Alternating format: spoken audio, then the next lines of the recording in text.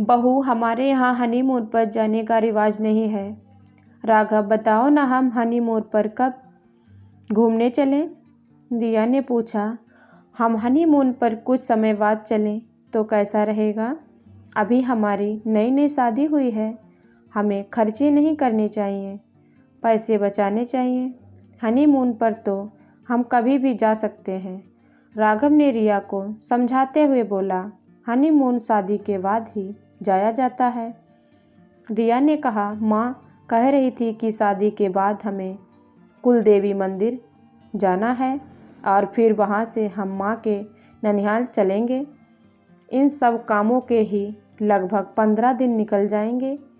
मेरे पास ज़्यादा छुट्टियाँ नहीं हैं। हनीमून हम फिर भी प्लान करेंगे। राघव ने कहा। रिया की राघव से लव मैरिज हुई थी और ऊपर से इंटरकास्ट मैरिज। उसने बात को ना बढ़ाना ही ठीक समझा।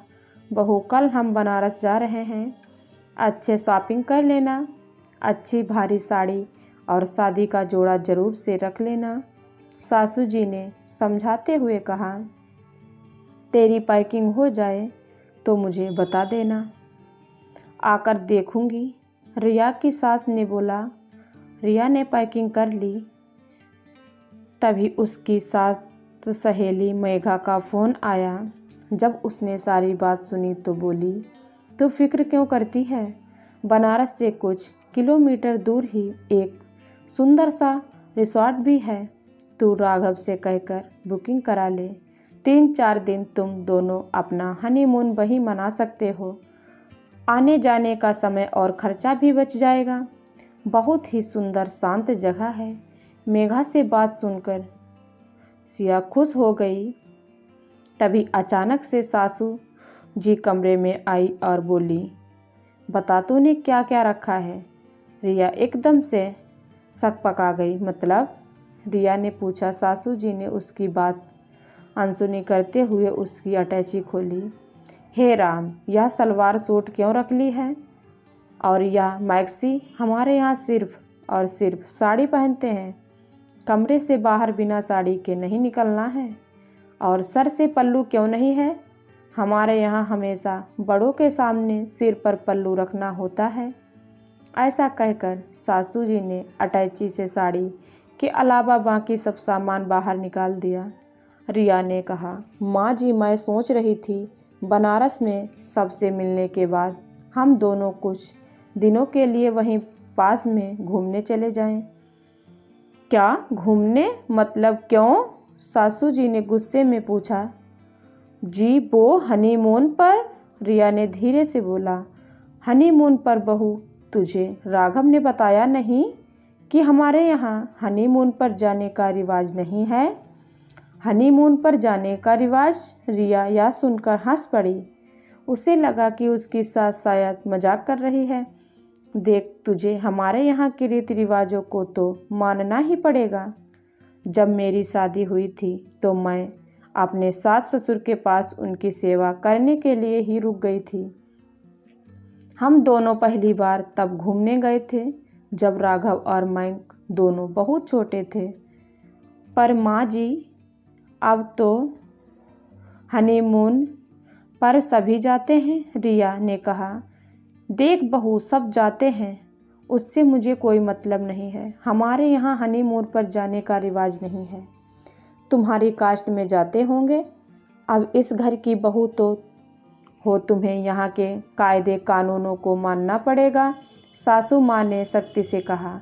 रिया समझ गई कि राघव बहाने क्यों बना रहा था, पर उसे अपनी माँ की बात याद आई। वह किसी प्रकार का झगड़ा नहीं करना चाहती थी।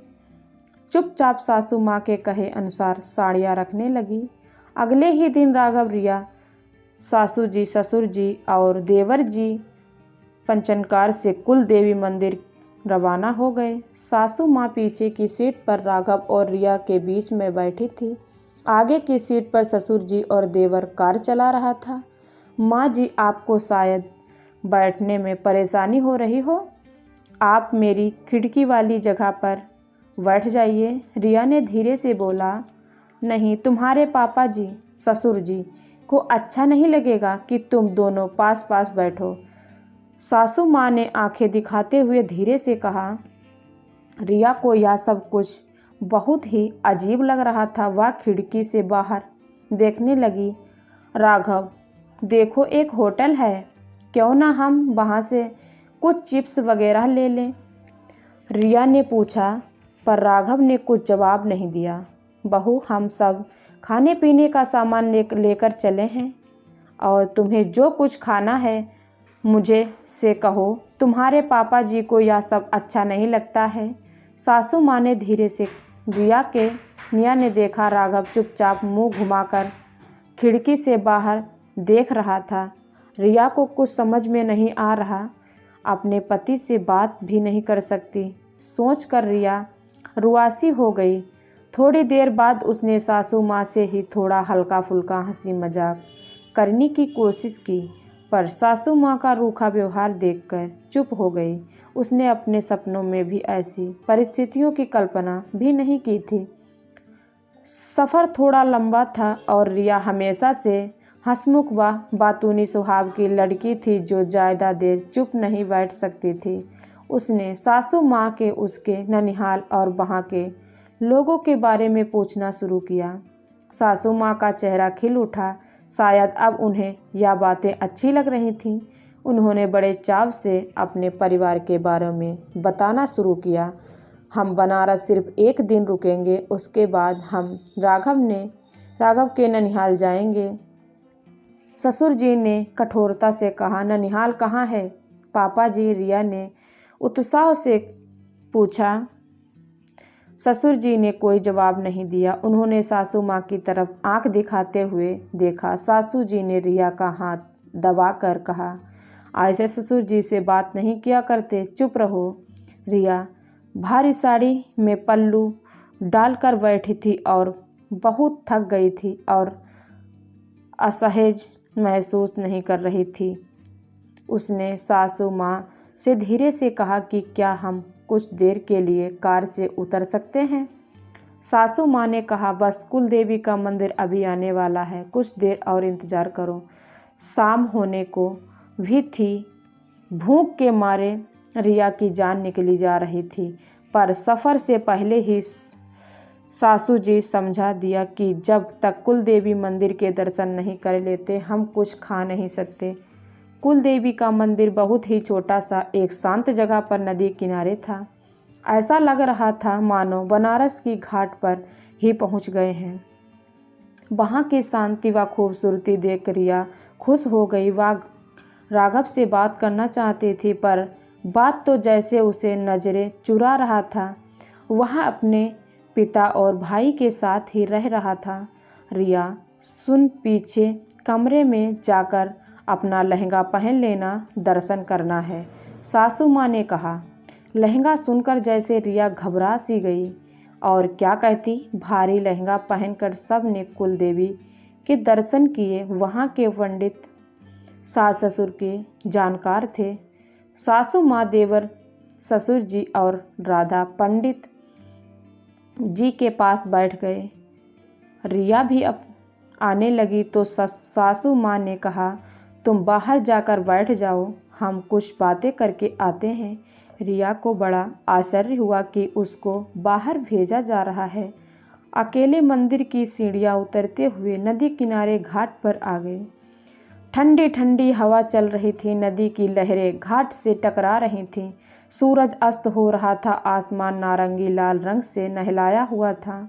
बहुत ही शांति वातावरण था, पर ना जाने क्यों रिया ने मन में बहुत उदासी थी। वह बहुत ही तन्हा महसूस कर रही थी। उसे लग रहा था जैसे राघव उसके साथ होकर भी उसके साथ नहीं है। तभी उसने घाट पर कबूतरों का झुंड देखा। कबूतर दाने खा रहे थे। रिया लगभग दौड़ती हुई वहां गई। सभी कबूतर फड़फड़ाकर उठने लग गए। रिया ने अपने दोनों हाथ उठाकर आसमान की ओर देखा। अपनी आंखें मूंद लीं। ऐसा महसूस किया कि जैसे किसी पिंजरे से आज़ाद हो गई हो। ठंडी हवाओं में उनके बाल लहरा रहे थे। उसका दुपट्टा हवा से उड़ गया। पर मानो रिया को तो कुछ होश ही नहीं रहा था। अभी एक आज़ाद पंछी की भांति महसूस कर रही थी। ऐसा क्यों? शादी से पहले वो खुशी हंसी और ऐसा ही महसूस कर रही थी, पर ससुराल में इस तरह के अजीब व्यवहार और रिवाज देखकर उसे लगा मानो उसे एक पिंजरे में कैद कर दिया हो, जहाँ अकेले बोलने, हंसने, चलने, बात करने और यहाँ तक कि खाने और सोने पर भी रोक टोक थी। रीति रिवाजों के नाम पर उसे बांध दिया था। सबसे ज़्यादा दुख उसे राघव से था। राघव से उसने लव मैरिज की थी, पर शादी के बाद वह अचानक से यूं बदल गया, सोचा भी नहीं था। नहीं, मुझे ऐसा नहीं सोचना है। रिया ने खुद को तसल्ली देने की कोशिश की। उसे याद आया कि जब एक इंटरकास्ट मैरिज की जाती है तो ससुराल वालों की उम्मीदें असीमित हो जाती हैं। उसे रीति रिवाजों के नाम पर से बांध दिया जाता है, पर यहाँ तक कि अति हो रही थी। आज उसे शायद परिवार का एक ऐसा सदस्य भी समझा गया, इसलिए उसे सबके साथ बैठने नहीं दिया गया। उसका कितना मन था कि वह शादी के बाद राघव के साथ कहीं घूमने जाए, दोनों एक साथ समय बिताएं, ढेर सारी बातें करें, पर शादी के बाद उसे अब तक उसकी राघव से ठीक से बात नहीं हो पा रही थी। राघव ज़्यादा देर कमरे में रुकता भी नहीं था। अगर रुकता तो सासू माँ की आवाज़ आती, अरे राघव क्या कर रहा है? उसे किसी न किसी बहाने से बाहर बुला लेती। सास ने रिया को समझाया, हमारे यहाँ पर सबके सामने पति से बात नहीं करते और सास ससुर के सामने बैठते भी नहीं हैं, साथ में खाना भी नहीं खाते हैं। यह सब रिया को बहुत ही अजीब लग रहा था। तुम्हारा दुपट्टा कहाँ है? ऐसे कैसे खड़ी हो? सासू जी की आवाज़ सुनकर जैसे नींद से जग गई। जल्दी से उसने अपना दुपट्टा संभाला। सब लोग ननिहाल पहुँचे। रिया ने सबके पैर छूकर आशीर्वाद लिया। सभी ने रिया की तारीफ की। सासू माँ ने उसे पहले ही समझा दिया था कि हमारे यहाँ पर बहुएं ज़्यादा बात नहीं करती हैं। रिया बिल्कुल चुप थी। जैसे सासू माँ कह रही थी वैसे ही वैसे करती जा रही थी। उसे लग रहा था कि जैसे एक कठपुतली हो। राघव के ममेरे भाई की पत्नी ने रिया से कहा, भाभी जी आप मेरे कमरे में सो जाइए, मम्मी जी लोग दूसरे कमरे में सो जाएंगे और राघव भैया इसके साथ सो जाएंगे। रिया को बहुत आश्चर्य हुआ, पर वह कमरे में आ गई। अपना नाम पूछ सकती हूँ? रिया ने धीरे से पूछा। आशा? तुम मुझे आशा भाभी जी कह सकती हो। रिया ने कहा, मुझे चेंज करना है, और अपने सूटकेस से सलवार सूट निकालने लगी, जो कि उसने बाद में सासू माँ से छुपाकर अटैची में रख लिया था। रिया भाभी, अगर बुआ जी ने देख लिया तो बहुत नाराज़ होंगी। मैं आपको एक हल्की साड़ी दे देती हूँ, आप उसे पहन लीजिए। रिया को बहुत असर हुआ। रात को सोते समय भी मैं अपने आराम के अनुसार कपड़े नहीं पहन सकती, पर उसने चुप रहना ही ठीक समझा। रिया ने पूछा, एक बात पूछूं आशा भाभी जी, आप अपने हनीमून पर गई थीं क्या? हम शादी के बाद कुछ महीनों बाद इसके एक दोस्त के यहाँ शादी में गए थे और वहीं से हम 2 दिन के लिए पास में ही माउंट आबू चले गए थे। तुम इसे हनीमून कह सकती हो? रिया को बहुत आश्चर्य हुआ। आशा भाभी समझ गई थी कि रिया के मन में क्या चल रहा है। उसने कहा, तुम लोगों को जब भी मौका मिले राघव भैया से बात करना और घूमने चले जाना। अगले दिन सुबह सुबह आशा भाभी ने रिया को जगाया। रिया भाभी जल्दी तैयार हो जाओ, नहा धोकर बुआ जी आती होंगी। रिया ने समय देख, अभी तो 5 बज रहे थे। क्या कहती? तैयार होने चली गई। 6 बजे करीबन सासू जी ने दरवाज़ा खटखटाया। रिया को तैयार देखकर खुश हो गई, बोली, हम एक दिन और यहीं रुकेंगे। राघव ने ननिहाल में अभी नहीं जा रहे हैं, कुछ दिनों बाद जाएंगे। पापा जी ने कहा। रिया को तो जैसे मन मांगी मुराद मिल गई थी। वह राघव से बात करना चाहती थी, पर उसे मौका नहीं मिल रहा था। उसने आशा भाभी से अपने मन की बात कही। आशा भाभी ने राघव को बुलाया, रिया के हनीमून पर जाने का प्लान बताया। राघव ने कहा मम्मी पापा मना कर देंगे। आशा भाभी बोली क्यों ना हम लोग भी चलते हैं, तब तो तुम दोनों को मना नहीं करेंगे। कल उन लोगों को वापस लौटने दो, तुम लोग यहीं रुक जाओ। रिया ने बहुत उम्मीद भरी नज़रों से राघव की ओर देखा। राघव ने सिर हिलाकर सहमति जताई। रिया मानव खुशी से उछल पड़ी, पर बात इतनी भी आसान नहीं थी। आशा भाभी ने एक उपाय बताया, माँ मैं सोच रहा हूँ कि हम लोग यहीं रुक जाते हैं और बड़े बुआ जी के यहाँ भी मिल आते हैं। 3-4 दिन में हम वापस आ जाएंगे। राघव ने अपनी माँ से धीरे से कहा। उसे पता था कि मैं अपनी बड़ी ननद के यहाँ जाने से कतरती हैं और पापा तो अपनी बहन के यहाँ पर बिना बुलाए जाते ही नहीं हैं, क्योंकि वो खुद ही को लड़की वाले ऐसा सम्मानते हैं, ऐसी उनकी सोच है। अगले दिन सास ससुर और देवर वापस घर को रवाना हो गए। राघव ने बड़ी बुआ जी के यहाँ फ़ोन करके कहा अचानक उसे अपने कंपनी में ज़रूरी काम आ गया है, तो वहाँ रिया को लेकर नहीं आ पाएंगे। रिया बहुत खुश थी। एक यह तरह का गेट खुला दार था। आशा भाभी जी के 3 नटखट बच्चे भी थे, पर भी वह खुश थी कि राघव के साथ आसानी से बात कर पा रही है, हंस रही है। इसे हनीमून तो नहीं कहा जा सकता था। इतने में भी राघव के मोबाइल की घंटी बजी। फ़ोन पर सासू माँ थी। बुआ जी के यहाँ पहुँच गए क्या? नहीं, मैं अचानक से ऑफिस से फ़ोन आ गया था, मैं सीधे ही वहाँ जा रहा हूँ। 4 दिन बाद हम लौटेंगे। राघव की शकल की और उड़ी रंग देखकर रिया समझ गई कि राघव को अच्छी डांट पड़ रही है, पर अब सासू माँ के बस में कुछ नहीं था। प्यार के 2 पंछी हनीमून पर जाने के लिए उड़ गए थे। दोस्तों, आज भी हमारे समाज में कुछ परिवार ऐसे हैं जो पुराने रीति रिवाजों के नाम पर अपनी बहुओं को बंधनों में बांध देते हैं। आज भी उसे एक बाहरी इंसान ही समझा जाता है, दिल से एक सदस्य के रूप में स्वीकार नहीं किया जाता है। उस पर रीति रिवाजों के नाम पर इतनी रोक लगाई जाती है कि वह भी एक बंद पंछी की तरह अनुभव करती है। इंटरकास्ट मैरिज में तो रीति रिवाजें सीखने के नाम पर सबसे ज़्यादा बंदिशें लगा दी जाती हैं। शुरू का समय एक पति पत्नी के लिए आपस में एक दूसरे को जानने समझने का समय होता। हनीमून तो एक बहाना होता है जिसमें एक नए रिश्ते में बंधे पति पत्नी एक दूसरे को समझते हैं, दोस्त बनते हैं, हम सफ़र से हम कदम बनते हैं, साथ ही बनते हैं।